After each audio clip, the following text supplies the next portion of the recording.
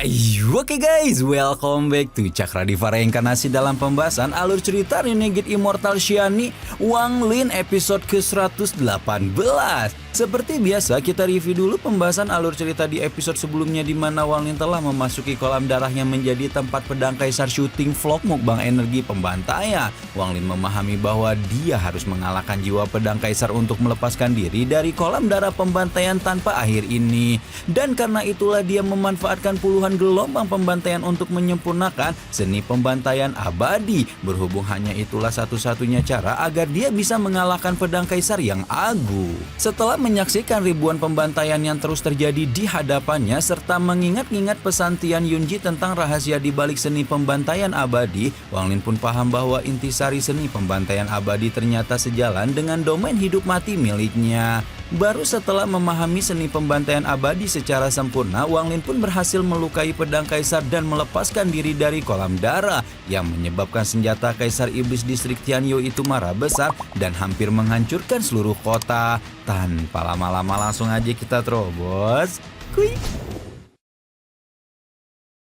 Nah, setelah di episode sebelumnya pedang kaisar mengamuk hampir sampai meluluh lantakan seluruh kota iblis langit, kaisar iblis pun langsung bertindak secara pribadi untuk menyegel senjatanya kembali ke pavilion pedang dan mengancam akan melemparkan pedangnya ke kolam naga apabila jiwa pedang itu berulah lagi. Baru setelah mendengar kata-kata kolam darah, pedang kaisar yang sebelumnya masih menubruk formasi segel berkali-kali kini langsung terdiam dan berubah wujud menjadi sesosok gadis belia yang memasang wajah cemburu ketika berkata bahwa makanan hina itulah yang mengganggunya lebih dulu. Meski demikian, kaisar iblis sama sekali tidak mempedulikan protes si jiwa pedang karena menurutnya makanan hina yang dimaksud keluar dari penjara Hong dengan kemampuannya sendiri. Menyadari bahwa pedangnya sudah salah asuh hingga menjadi begitu manja, kaisar iblis tanpa berbicara sepatah kata lagi segera berbalik dan meninggalkan jiwa pedang muda itu dalam kemarahannya.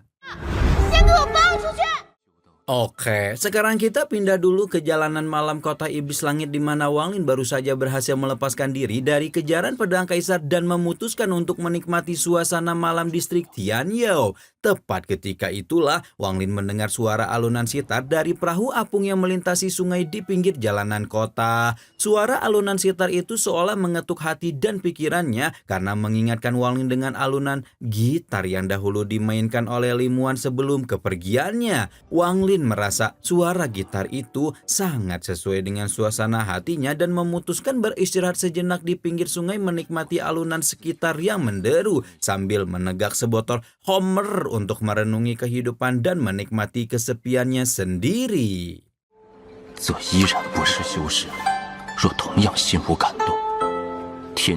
Wang Lin mulai merenungkan esensi dari kultivasi yang menentang surga di mana seseorang harus merasakan sendiri betapa langit dan bumi itu tidak memiliki belas kasih pada seorang kultivator, dan apabila seorang mengolah jalan langit dan bumi yang sama tak berbelas kasihnya, maka orang tersebut belum bisa dikatakan telah bermotifikasi di jalan yang menentang surga. Wang Lin tahu bahwa ahli yang berkultivasi di jalan langit akan menjadi kesayangan dewa, namun stigma kesayangan itu membuat mereka tak lebih dari sekedar semut yang dipelihara oleh surga. Karena itulah Wang Lin untuk tetap menyimpan kasih dan sayang dalam hati dengan caranya sendiri berkultivasi dengan menentang para dewa dan mencari keabadian demi melepaskan diri dari status semut peliharaan tersebut. Sementara Wang Lin menikmati kesendiriannya, kaisar iblis yang ternyata juga berada di perahu yang melantunkan suara sitar sedikit banyak tertarik dengan kesedihan yang terpancar dari dalam diri Wang Lin dan mengajak pemuda itu untuk bersulang untuk demi merayakan kesedihannya bersama orang lain. Namun Wang Lin sama sekali tidak menyambut undangan untuk minum bersama tersebut dan memilih untuk pergi meninggalkan jalanan kota hingga membuat kaisar iblis hanya bisa geleng-geleng kepala dengan hati yang semakin pinisyirin memikirkan kejadian macam apa atuh kamu teh Kasep yang bisa membuat kamu teh memendam kepedihan yang sebegitu dalamnya. Sementara itu Mo Lihai baru saja mengerahkan pasukannya untuk mencari Wang Lin yang menghilang entah kemana setelah dikejar-kejar pedang kaisar. Ketika sosok yang diajari tiba-tiba saja muncul dengan setitik kesedihan yang masih terpantri di wajahnya. Kok diajari? Dicari atuh. Tipu atuh. Nah, buat kalian nih yang Udah nggak kebet gitu ya pengen tahu spoilernya, sok langsung nontonnya aja di Ginosis ya guys ya, karena itu udah ditayangin tuh spoilernya edan, makin edan ini Renegade sumpah dah. Wang Lin memahami kalau Molly Hai pasti khawatir kalau dia pergi tanpa pamit dan menjelaskan bahwa dia hanya jalan-jalan sebentar mengelilingi kota. Molly Hai gelagapan karena dipikir sudah suudon pada Wang Lin, karena itulah dia buru-buru mengajak Wang Lin untuk minum bersama sambil membicarakan beberapa hal menjelang kompetisi Akbar Jenderal Iblis yang akan segera dilaksanakan. Molly Hai menanyakan seberapa besar peningkatan kekuatan yang Wang Lin dapatkan setelah keluar dari penjara Hong, dan langsung dibuat keringat dingin ketika Wang Lin berkata bahwa sekarang dia bisa mengalahkan sang jenderal tanpa teknik telapak tangan abadi. Kalau status mereka berdua masih sama seperti dulu, Molly Hai pasti akan langsung mencari cara apapun untuk menghabisi Wang Lin karena merasa terancam. Namun sekarang pemuda itu adalah sekutunya, dan semakin kuat sekutu yang dia miliki maka akan semakin mulus juga jalannya untuk memenangkan kompetisi Akbar Jenderal Iblis. Nah, untuk lebih menjamin berjalannya kompetisi sesuai dengan apa yang mereka inginkan, Molly Hai mengajak Wang Lin untuk menemui Wakil Panglima Suan yang menjadi Wakil Panglima kesayangan Kaisar Iblis dan dapat dipastikan mengisi satu kekosongan posisi Panglima Iblis yang baru. Singkat cerita, mereka telah tiba di kediaman Wakil Panglima Suan, dan ternyata keduanya bukanlah satu-satunya orang yang menemui Wakil Panglima kesayangan Kaisar Iblis tersebut.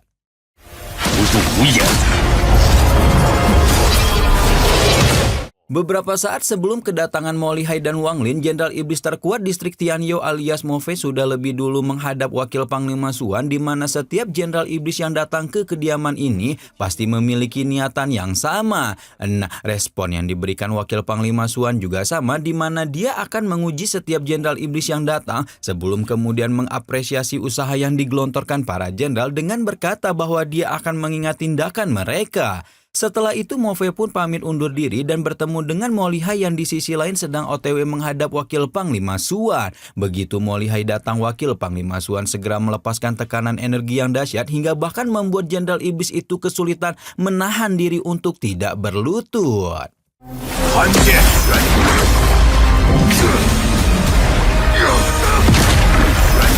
Wakil Panglima Suan memuji harga diri Molly Hai karena tidak berlutut karena tekanan kekuatannya, sebelum kemudian langsung terus terang ketika menyebut bahwa presentasi kemenangan Molly Hai dalam kompetisi Jenderal Iblis seharusnya tidak lebih dari 60%. Molly Hai tidak menyangkal pernyataan Wakil Panglima Suan sebelum kemudian mengkoreksi angka tersebut, karena dengan bantuan Wang Lin maka persentase kemenangannya langsung melejit menjadi 90%.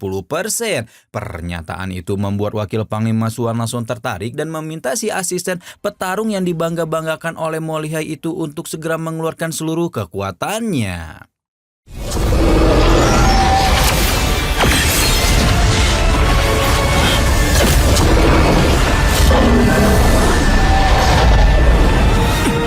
Awalnya Wakil Panglima Suan berpikir bahwa Molly Hai hanya omon-omon saja, namun setelah merasakan sendiri kekuatan Wangkil Wang Lin, Wakil Panglima kesayangan Kaisar Iblis itu langsung terdiam dan buru-buru menyebut bahwa Molly Hai telah menemukan penolong yang kuat. Meski demikian, Wakil Panglima Suan juga tidak langsung setuju untuk memberi Molly Hai dukungan dan hanya menyampaikan bahwa hasil yang didapatkan dalam kompetisi akan ditentukan oleh kekuatan masing-masing. Walaupun tidak mendapat dukungan secara eksplisit, Molly Hai sudah sangat senang melihat bagaimana Wakil Panglima Suan mengakui kekuatan Wang Lin. Baru setelah mengatakan apa yang perlu dia katakan, Wakil Panglima Suan pun mempersilahkan Molly Hai beserta asisten petarungnya untuk pergi. Dan Ternyata Wakil Panglima Suan dibuat bengek setelah merasakan sendiri kekuatan seni pembantaian abadi, dan tepat setelah kedatangan Molly Hai itulah sang Wakil Panglima memutuskan untuk menutup kediamannya. Respon Wakil Panglima Suan sampai di telinga Move dengan cepat dan menyebabkan sosok yang disebut-sebut sebagai Jenderal Iblis terkuat itu langsung merasa insecure karena khawatir Wakil Panglima Suan benar-benar memberikan dukungan pada Molly Hai dalam kompetisi mendatang. Molly Hai yang sudah mengetahui karakter Move langsung memperingatkan Wang Lin untuk hati-hati dan menyebut bahwa Jenderal Iblis satu itu suka menyerang diam-diam pada orang yang dianggap sebagai ancaman. Dan benar saja apa yang dikatakan oleh Mo Lihai karena Wang Lin baru saja sampai di tepi sungai untuk menikmati alunan sitar biasanya karena dia tiba-tiba saja disergap oleh beberapa pembunuh bayarin yang kemungkinan besar diutus oleh Mo Fei. Meskipun pembunuh bayaran yang diutus datang secara bergerombol, Wang Lin sama sekali tidak bergeming sebelum kemudian meledakkan energi pembantaian yang membuat hampir seluruh kelompok pembunuh itu kehilangan nyawa berjamaah. Satu pembunuh bayaran yang tersisa berusaha melarikan diri, namun usaha itu sama sekali tidak membuahkan hasil sampai kemudian dia sadar bahwa orang yang menjadi target pembunuhan ini merupakan pemilik dao pembantaian.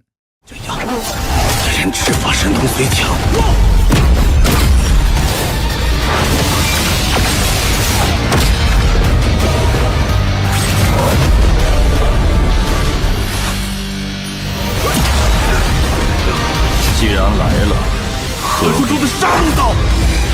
什么术法？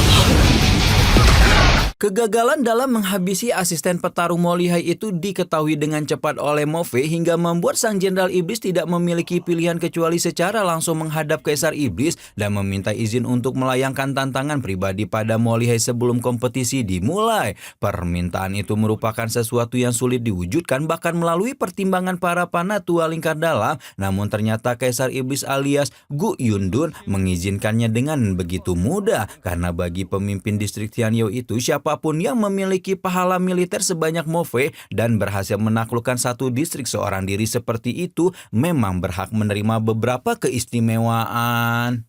也一并准了。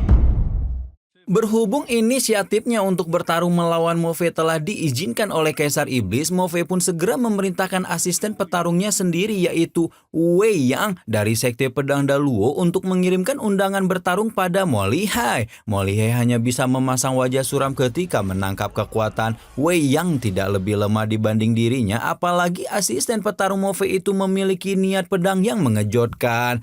Wei Yang menyampaikan tantangan Mo Fei itu dengan penuh kesombongan dan kesombongan itu menjadi-jadi ketika Wang Lin datang karena sebagai murid Sekte Pedang Daluo, dia sangat ingin menghancurkan murid kebanggaan Tian Yunji tersebut.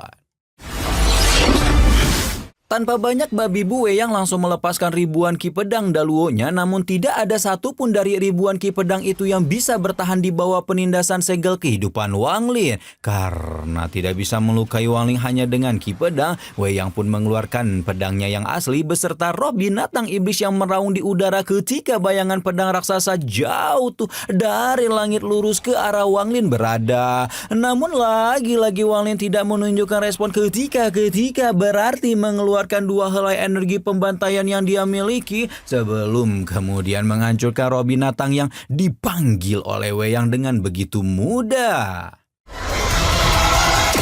Setelah menghancurkan roh binatang Wei Yang, Wang Lin dengan tegas berkata bahwa dia tidak memiliki dendam pada Sekte Pedang Daluo dan berharap kalau murid-murid Sekte Tandingan Sekte Tianyun itu juga tidak mengganggunya. Wei Yang memutuskan untuk pergi lebih dulu, sementara Mo Lihai tampak tidak senang karena Wang Lin membiarkan ahli tidak sopan seperti itu pergi begitu saja. Namun Wang Lin bukannya bertindak tanpa pertimbangan karena dia tahu bahwa Wei Yang tidak mungkin berhenti menargetkannya begitu saja.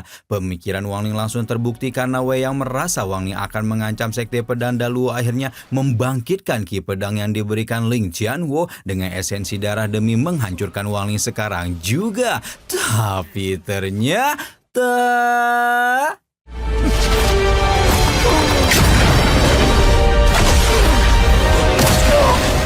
Tapi ternyata sebelum Wei Yang berhasil mengaktifkan ki pedang Ling Qianhuo dengan sempurna, Wang Lin sudah lebih dulu berkedip muncul di sampingnya dan melepaskan energi pembantaian yang membuat Wei Yang tidak bisa melanjutkan serangannya. Wang Lin mengetahui bahwa ki pedang Ling Qianhuo adalah sesuatu yang tidak bisa dia lawan dengan kekuatannya yang sekarang, dan karena itulah alih-alih menghancurkannya yang malah bisa menjadi bumerang untuk dirinya sendiri, Wang Lin pun berpikir untuk menjadikan ki pedang itu sebagai miliknya. Langkah pertama yang diambil Wang Lin adalah melepaskan lebih banyak energi pembantaian untuk Wei Yang dan membuat kekuatan hidup murid Sekte Pedang Daluo itu mulai menghilang secara perlahan.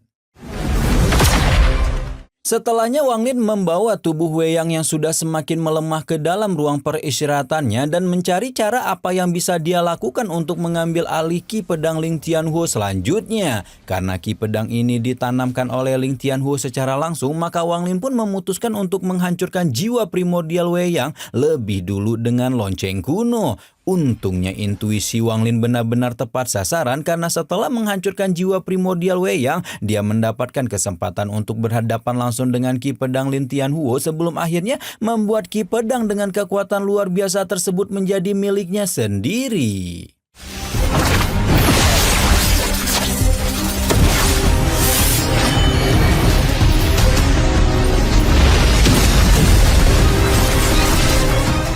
Tiga hari penuh Wang Lin mencari cara menjinakkan Ki Pedang Lin Tianhuo dan setelah berhasil melakukannya, pemilik mutiara pembangkang surga itu keluar kamar hanya untuk menemukan Mo Lihai dalam kondisi babak belur menunggu di luar kamarnya. Wajah Mo Lihai suram ketika berkata bahwa dia telah melakukan pertarungan habis-habisan dengan Mo Fei, namun pada akhirnya masih tidak bisa mengalahkan Jenderal Iblis yang memiliki teknik roda reinkarnasi tersebut. Yang Amsyong adalah mereka memiliki taruhan sebelum bertarung di mana siapapun yang kalah tidak diperbolehkan terjun langsung dalam kompetisi, dan hal ini mengartikan bahwa nasib Mo Lihai maupun hasil kompetisi Akbar Jenderal Iblis benar-benar akan bergantung pada Wang Lin sepenuhnya.